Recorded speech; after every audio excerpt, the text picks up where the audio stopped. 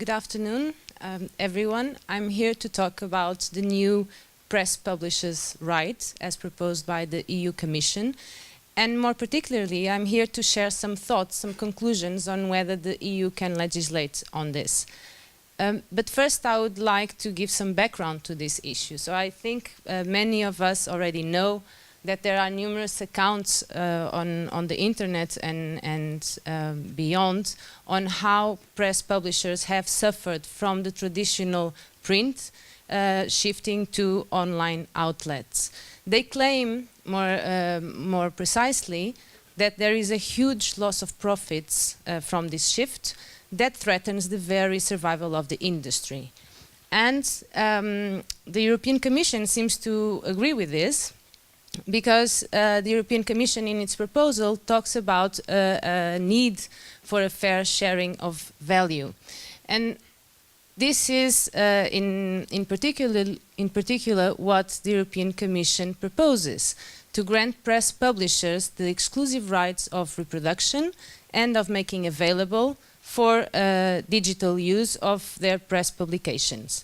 What does this mean in practice? Well, this is a snapshot from Google News. It means that news aggregators, such as Google News, will have to obtain, pay a license to make use of news that originate from these publishers, the sites of these publishers.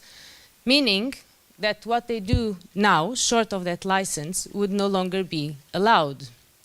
Now, my research on this focus on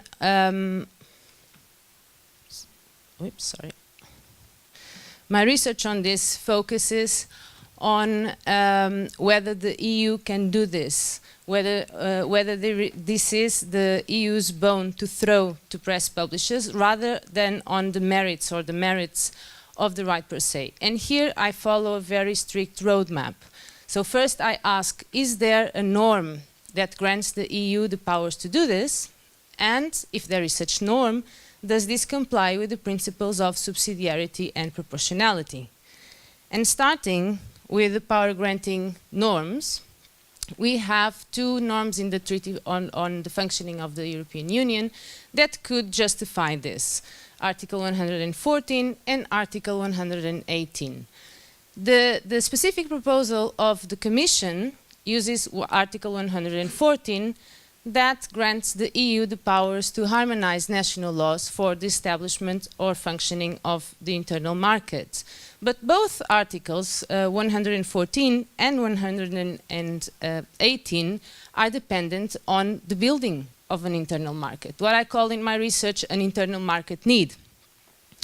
Now this begs the question, what is an internal market need? How can we define it so as to see if this new right for press publishers complies with it? And here I use the case law of the Court of Justice of the EU, where this need is more or less defined. And what I do is derive some benchmarks from this case law that look more or less like this. Now this is quite a full slide, bear with me on this. So on the left-hand side, in blue, you have the benchmarks that I came up with, and the first one is an obstacle. There must be an obstacle to the internal market that justifies EU action. Or, alternatively, there must be a distortion to competition in the internal market. And finally, and this is the third benchmark, the legislative measure must be targeted at dealing with that obstacle or with that distortion to competition. In other words, this legislative measure must be targeted at improving the conditions in the internal market. And if you go to more detail, if you start with the analysis of obstacle, is there an obstacle here? Meaning the different laws, laws that establish different rights in member states, do they provide for different levels of protection? And here the answer is no. Two member states, Germany and Spain, have introduced this right, and in both cases the right has failed. So in Spain, as was explained yesterday at length, in Spain Google News has withdrawn from the market. In Germany, publishers have granted royalty-free based licenses to publishers, meaning that the right is deprived of its content. The second one that you have there is whether the cross-border market, the cross-border trade in the relevant market is a relatively large part of that market, meaning is cross-border trade a relatively large part of the market for press publications? And here the answer is a resounding no. Why? Because the press publishers market is mainly national. If you think about it, French readers will, for the most part, read French newspapers. So cross-border trade does not play a huge role here. Even if there is not an obstacle, however, we can still say, well, the EU can act on this if an obstacle is likely to occur. Does that happen? Not really. The failed experiences in Germany and Spain are likely to have a chilling effect on other member states. And also, there are some member states, such as France or Belgium, where some agreements have been reached between different stakeholders. And this makes it unlikely that these agreements that apparently work in practice will be supplemented by legislation. So if there is no obstacle, let's look at distortion to competition. And according to the Court of Justice of the EU, this distortion has to be appreciable. Now, is the distortion appreciable? In order for it to be appreciable, it would be necessary that A, the differences in different national laws would arise or give rise to different obligations, on the one hand, and on the other hand, these different obligations would have to have significant economic implications. And here the answer is also no. The economic advantages that could eventually be gained by publishers in Germany and Spain have been diluted by the lack of effect of the rights. This means that the publishers in these countries are not at a significant advantage vis-à-vis other publishers in other member states.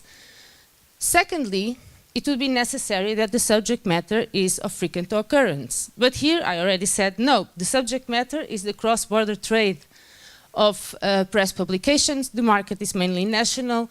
That doesn't happen. And from here it follows, the third benchmark, there is no improvement of the conditions of the internal market. First of all, there is no internal market problems to solve, but also the new right would add an extra layer of rights to the legal order, and this extra layer of rights would have to be cleared. This actually works against internal market aims and not for, ironically. And again, a new right would add significant legal uncertainty. Why? Because the scope of this new right, the interplay of this new right with existing rights and exceptions, would give rise to legal uncertainty. Just think of the database directive, for example. And from this, I concluded that there is no competence to introduce this right at the EU level. I'll be quick now because my time is almost up. So this would actually not be necessary, but very quickly, and for the sake of it, the principles of subsidiarity and proportionality are also not complied with. Subsidiarity, the economic gains in EU action would have to clearly outweigh the action of the member states. Doesn't happen. This is a national matter for the most part. But proportionality may be more interesting.